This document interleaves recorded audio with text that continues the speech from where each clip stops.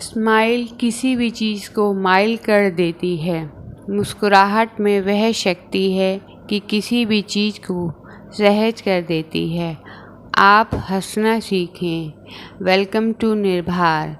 मैंने एक घटना सुनी थी। घटना अमेरिका की है। एक व्यक्ति होटल में खाना खाने जा रहा था।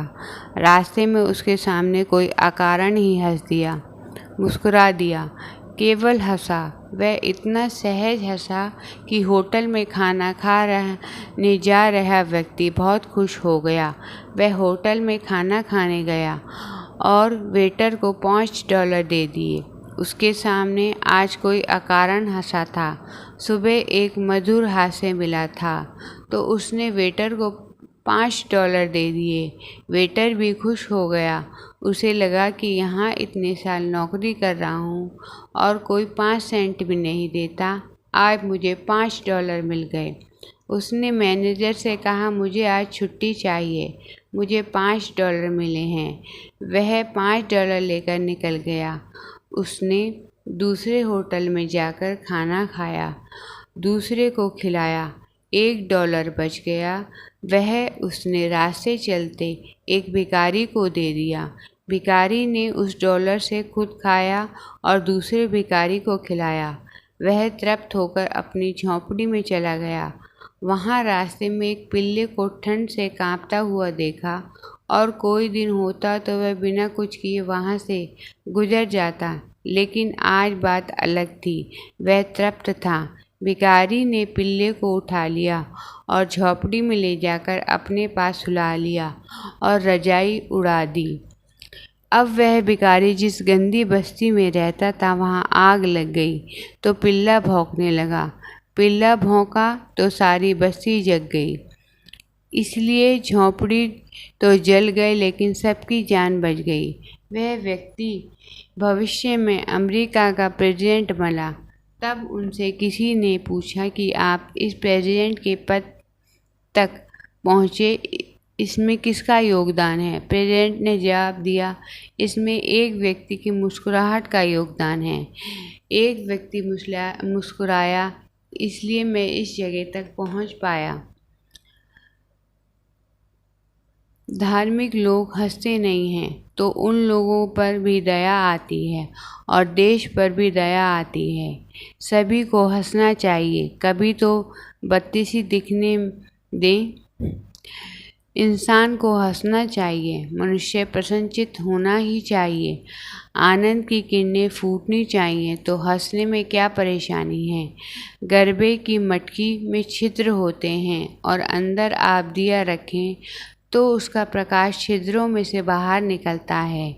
उसी प्रकार मनुष्य के रोम रोम में से आनंद की किरणें फूटनी चाहिए।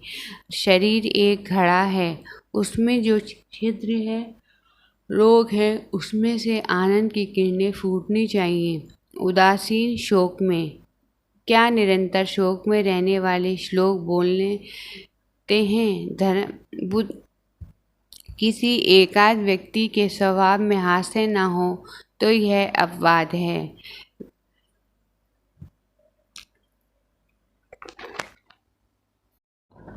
हंसना हमारे विभिन्न रोगों को भी धीरे धीरे नष्ट कर सकता है। एक आदमी आत्महत्या करने निकला। इरादा था कि आत्महत्या करनी ही है, पक्का इरादा था और ट्रेन भी इसे गांव के बीच से गुजरती थी। उसने सोचा कि किसी दुकान पर कुछ बात करूं, कुछ खरीदूं ताकि किसी को शक ना हो।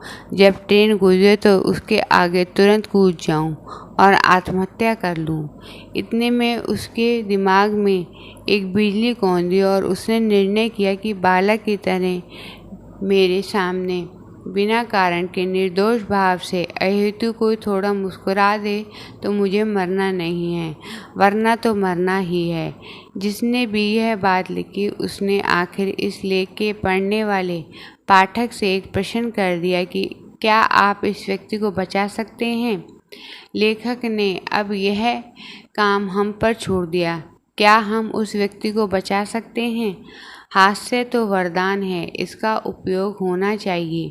किसी भी व्यक्ति का हंसना और रोना, यह दोनों ही बहुत सुंदर होना चाहिए। अगर आंखें हों तो देख सकें कि व्यक्ति किसी को याद करके रो रहा हो, तब बहुत अच्छा लगता है। फिर क्यों न सांसारिक उद्देश्य से रोता हो, लेकिन कोई ऐसा व्यक्ति चला गया हो और फिर अकेले अकेले घर के कोने में बैठकर रोता हो, तब आदमी बहुत अच्छा लगता है। और इसमें भी व्यक्ति मुस्कुराता हो तब भी बहुत अच्छा लगता है। यह तो हमें ईश्वर के द्वारा मिला वरदान है, क्यों इसका उपयोग नहीं करते।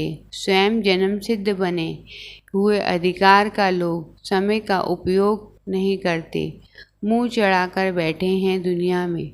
हंसो, कैसी कैसी करुण घटनाएं रामायण में आई, लेकिन राम हंसे, उन्होंने अपनी मुस्कुराहट बनाए रखी।